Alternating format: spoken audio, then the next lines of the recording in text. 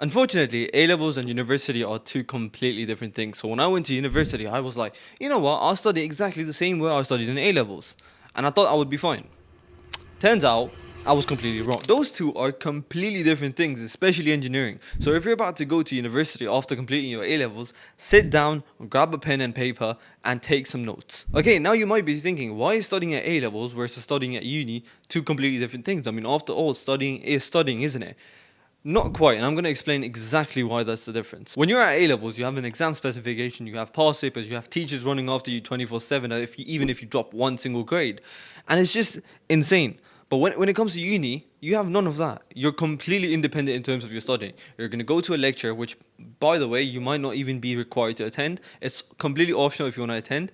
And then you have a couple of assignments when you go home, and that's it. No one else is checking up after you. You could miss your entire classes, you can miss your entire assignments, and no one would give a shit. And honestly, by the time you realize at uni that, oh, I'm kind of falling behind now, I've not been studying properly for the last like 2 weeks, 3 weeks, it's too late already because you've missed so much content, so much information by not going to your lectures, especially if they aren't recorded, that it's going to take you either forever to catch up, or it's over for you. In my first midterm, I still remember this very, very, very clearly. It was linear algebra on like the 1st or 2nd of October, 1 month into university, and I was like, you know what? I'll study exact same way. I'll cram a bit, and just do a bit of questions that I have, and I'll be completely fine. I walked into the exam hall.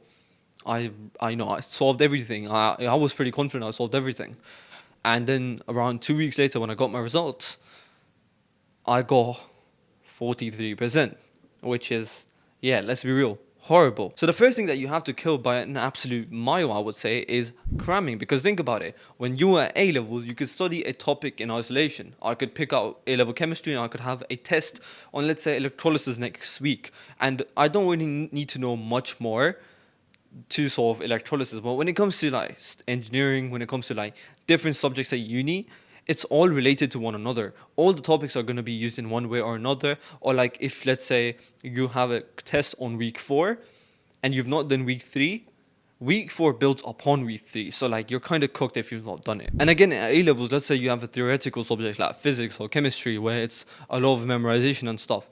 You could get away with probably reading your notes and memorizing formulas and stuff. But when it comes to uni, especially anything relating to maths, is long day for you. If you the only thing that's going to help you survive engineering or survive university is doing as many practice problems as you can. Your pretty notes, your highlighting, your rereading isn't going to help you like not even one single bit when it comes to university. All that matters right now is problem solving and practice questions. But there is one thing that I would say that I really struggled with that isn't academic at all, and that is the fact that I moved from Dubai to Toronto to study engineering, and that I was 11,000 kilometers away from my parents and my family, and that was something that took quite a while to get adjusted to. All of a sudden, you're moving from a country that has positive 50-degree weather in the summer and to a country that has negative 30-degree weather in the winter. Like, it's insane. Not only that, like, there's an 8-hour difference between Toronto and Dubai, and like, me being in a complete new country all by myself in a new university, new environment, it just takes time to get used to.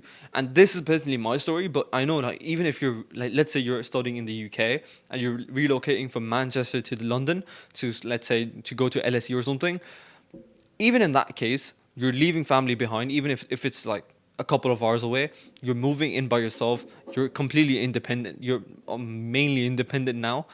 That is a big jump and it takes time to get used to. So I'm not going to blame you if you struggle for the first couple of months at uni, because it's all relatively so new to you and it's just going to take some while to get used to. So I do want you guys to keep that in mind. But the best way I would say to get used to it is to start becoming independent earlier, cooking your own meals, doing everything by yourself, especially if you have the option to move into your uni a bit like a couple of weeks earlier before uni starts. I would 100% do that. There's also one more thing that I really wish someone would have told me before I went to uni from A levels, and it's that when you go to uni, it will look like everyone's got it figured out. Like everyone knows what to do, everyone knows where to be. And trust me, that's not the case. Everyone's just as confused as you. They're just trying to be like, they're just trying to pretend that they know everything. The people that you see effortlessly solving questions in your lectures are probably drowning in the library at 2 a.m. Like, you never know what's going behind a person. So don't always push yourself too hard. I mean, push yourself as hard as you can, but don't like overburden yourself with something.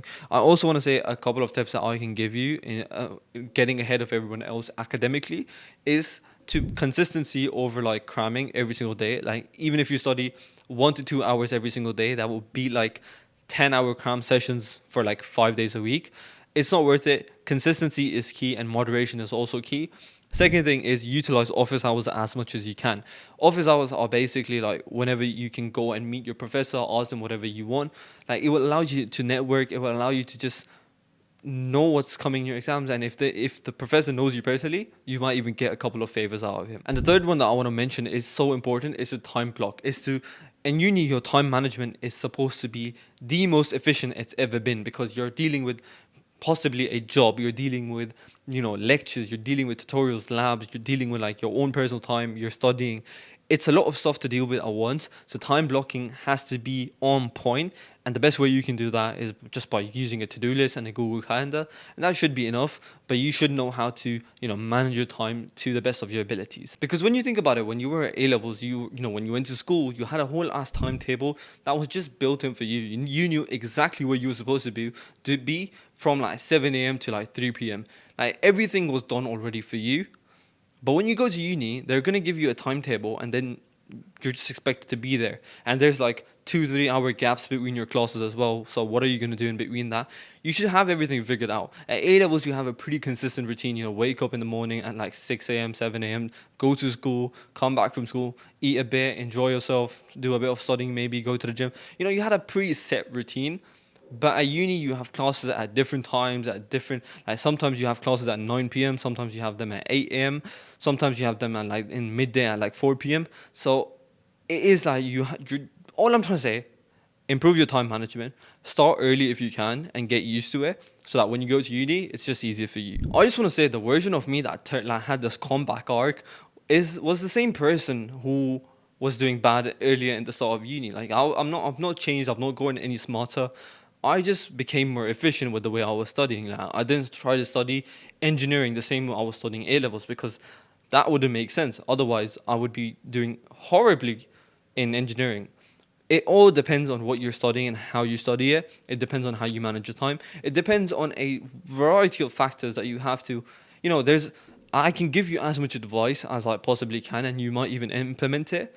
But I personally, I'm a firm believer in that if you end up, you won't necessarily learn as well as you would if you just go through it. Do you know what I'm trying to say? It's like I'm giving you all of this, and sure, you can take this advice and it would work, but only when you will only truly learn if you go through it yourself. And I want probably a lot of people will go through it, because it's just the phase of going from A levels or high school to university, and it's just gonna be fun for you guys. But yeah, just keep whatever I said in mind, so that if you see yourself slipping up a bit, you know exactly what to do. And yeah, if you enjoyed this video, I really hope this video helped you. If you're about to go to university, I wish you the best of luck, especially with the A-levels results coming out recently. I hope all of you got into your dream universities. And yeah, that's about it. I really hope you guys enjoyed this video and took some value away from it. I will see you with another video very soon. Take care and goodbye.